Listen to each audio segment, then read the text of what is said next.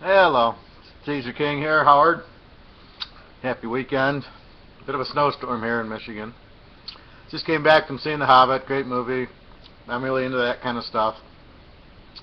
Really good. Thrilling movie. I liked it. Good ending. I mean, you know how it ends because I read the book, but very, very well and much more detailed and much more exciting than the book tends to be. Alright, well, I apologize. I don't know why the audio went. I do the same thing I always do. I'll test this too. I'm not quite sure, but we'll give it another try. Well, what I was saying, again, this is for Week 15 in the NFL. Teams getting ready for playoffs, playoff position. How to bet the teams going for the playoffs. Obviously, there's more incentive for Kansas City against Oakland for Kansas City because they need it. They can be tied for first place with Denver with 3 games to go and still win the division, where Oakland, they can't do anything. I don't even know if they can get to 8-8. So you have different incentives. At the end of the day, as long as the team has guys that like to play, they're going to still play hard and still try to win. But I think the team that needs the game plays a little harder. Now, is the team any good, and is the matchup okay, is the other issue. Is Kansas City the better team? Is the matchup favorable? Can they still win even though they need the game? And they're having a good season, but they've played a weak schedule. So it's things like that you look at. Most of my games are posted on the site. I might post another game or two tonight if I hear some news, and I want to analyze the Chicago, Cleveland, now that I got a spread, in Dallas, Green Bay. Well, let's go down to the teams that need the playoffs. Kansas City, we'll do the AFC first. Kansas City, Indy, Cincinnati, Baltimore, New England, and Miami. The AFC, San Francisco and Seattle, Philly, Dallas, Detroit, Chicago, Green Bay, and New Orleans and Carolina. So these are all the teams that need it. The number 1 seeds right now would be New England and Seattle. And they want to clinch the number 1 seed as quick as they can to get time off, to rest their players, to get the injuries back. So there's high incentive now. And what I find, normally the better teams, when they want to win and they need to win, will win, especially over the lower ones. So that's what I've noticed over the last 40 or so years. When they might lose a game, but when they really want to win, the best team wins. I mean, because they're the best team, they got the best players, and that's why they're the best team. I mean, there's not a lot of secrets to this. The team with the best players and the best coaches win. The 49ers, the Packers, the Steelers, these teams had great Hall of Fame players. That's why they won. There was no secret to it. Teams that are bad, maybe have one all-star on the team, and that's why they're bad. They're cheap. They don't want to pay their players. They don't hire the right coaches. They don't hire the right personnel because they're not in it to win. They're in it to make money. So anyway, let's break down the games. Let's go to New Orleans, St. Louis. Now, in this, the trend's a little bit on St. Louis, but I like New Orleans even. I know they lost at the Jets, and of course they lost to Seattle, but that's a different animal. The loss at Seattle, they were a road dog. The loss to the Jets, I can't really explain. Just the Jets are very good against passing teams, let's say. New Orleans didn't run enough or had a lot of turnovers. Against St. Louis is not that good against passing teams, and New Orleans needs the game. They got the win over Carolina, who's got a better defense than St. Louis, so I think they're in a dome will help New Orleans here. And New Orleans even. They don't have to, you're not laying any points. I think it'll be a close game, probably within 10, but I like New Orleans. Just even to win. They have to. Drew Brees, Jimmy Graham's back, and he looked really good. So they moved on Carolina really well, and we know how good their defense is. So I really like New Orleans here. Seattle goes to the Giants. They need to clinch home field. They will.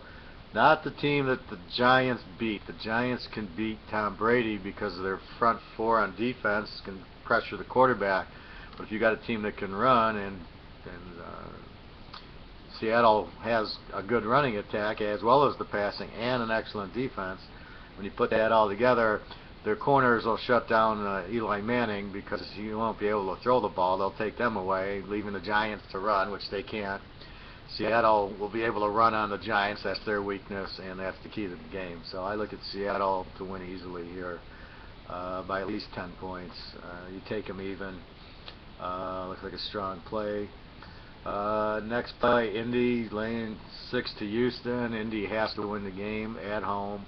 They're actually a weak home favorite. You can bet against them at a home favorite, but in this situation, Houston's absolutely terrible. It hasn't covered all year. There's 2 or 3 teams that haven't covered all year. One of them's Houston, one of them's Washington, and Atlanta's only is like 13-1 against. Let me just quickly. Yeah, we'll bet against Washington 13-0, bet against Houston 13-0, and bet against Atlanta's 12-1.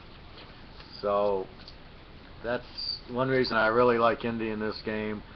You know, usually being at home is a good thing, but for Indy, being a home dog is a good thing, but being a home favorite for whatever reason. But I look at Luck; he'll have a big day. And I think Indy just needs to win and clinch the division. And you know, I don't think. Well, I don't know. They're only a couple games back of New England, and Denver lost, so I think they still had a chance for that number 2 seed. So I look for them to put up a big effort here at home. New England, Miami, interesting matchup. Gronkowski's out, but the trend is New England. New England 11-1 overall against Miami the last 12. New England at Miami's 8-2. New England's 10-1 as the favorite. So here you have New England down from 3 to even. I get Tom Brady in 6 points. The key to me in New England is Tom Brady. Tom Brady's playing. I don't care. The whole team can be injured. You still bet Tom Brady because he hates to lose and he won't get blown out. Miami's not a blowout team. They're a bet against team at home.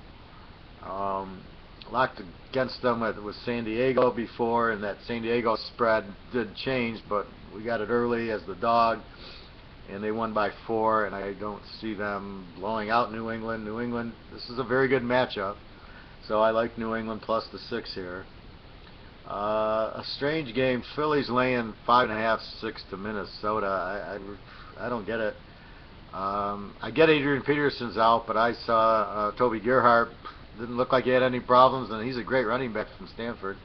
I was surprised they drafted him. It was a real strange draft. You got Adrian Peterson. Why in the world would you draft Toby Gerhart? Get some defensive help and draft him. You know, you can get a running back anytime. And I know Toby's good, but he's been sitting on the bench. And with Castle quarterbacking, I think Minnesota's in better shape than when they have Ponder. Ponder's terrible. Another bad draft pick. This Minnesota GM's just real idiot. I look for Minnesota's a good home dog. Philly's just a bet against team. I just look for them. I mean, unless there's a big snowstorm inside the dome in Minnesota, I look for Minnesota plus 11.5, 12 points. This is a spread where because Philly needs it for the playoffs, it gets jacked up. And this is what I'm talking about. You've got to stay within the structure. This game, Minnesota should probably be a 2 or 3 point favorite here because they're at home, and Philly's not that strong. They're getting better, but, you know, really, who have they beaten? Oakland, Dallas, I mean, nobody good. So I just look at Minnie and 12 as a real good play at home. It's a good home dog. Kansas City laying 4.5, 5 to Oakland. Let's look at the trend. Kansas City's 9-1 in Oakland, and the dog is 9-1 in Oakland, which has most of the time been Kansas City. The dog in the series is 19-2, and Oakland's 14-1 as the dog. Oakland will be competitive here, but with the change in Kansas City, I mean, that's a lot with no quarterback or Matt Castle. Here you got Smith and the defense playing much better, and they killed KC killed them in Kansas City, which opens my eyes. They had a lot of sacks and pressures. I think Kansas City's defense just shuts Oakland down. Matt McGloin can't handle it, and Terrell Pryor got sacked 10 times in the first game. So I look for this to be pretty lopsided. I don't think KC's gonna stop and drop, and they now smell blood with Denver losing. They can get right back into tie for first. even though they lost the 2 games, it doesn't. If they beat them by 1 game, that doesn't. That's just a tiebreaker. So Kansas City has a chance to pull even, and I think they want to show the league we're not that bad. And they've been beating up these Oaklands and Clevelands and Buffaloes and Washingtons. So I look for Kansas City to easily win this game, and with the teaser, you're getting a point. So I really like that. Detroit laying 6 to Baltimore Monday night. Both teams needing the game, which means you bet on Baltimore. The spread's too high. Detroit should be a 3. Why are they a 6? I have no idea. Flacco should do well against Detroit. Detroit, they'll have their usual 4 turnovers, numerous defensive offsides and roughing the quarterbacks.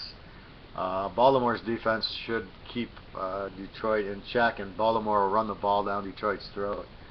I was surprised Detroit collapsed the way they did against Philly last week with the 14-0 lead.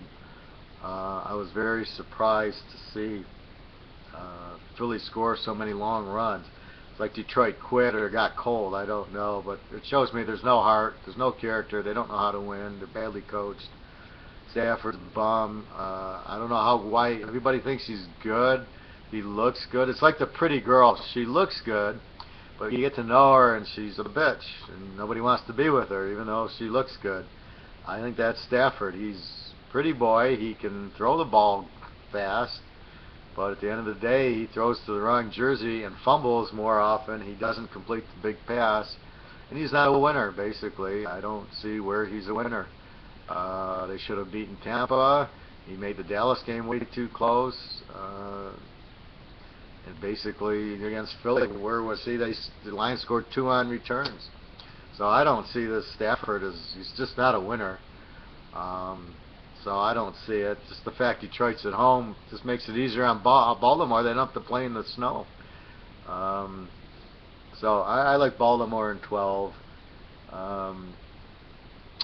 Let's talk Cincinnati-Pittsburgh. This is a tough game. Cincinnati's a better team in covering all year. They're I think 12-1 against the number. Let me quickly. Yeah, they're 12-1. The weak point is as a road favorite, they're 3-1. But Pittsburgh's not a great home dog. Pittsburgh's, they're okay. Cincinnati's a much better team.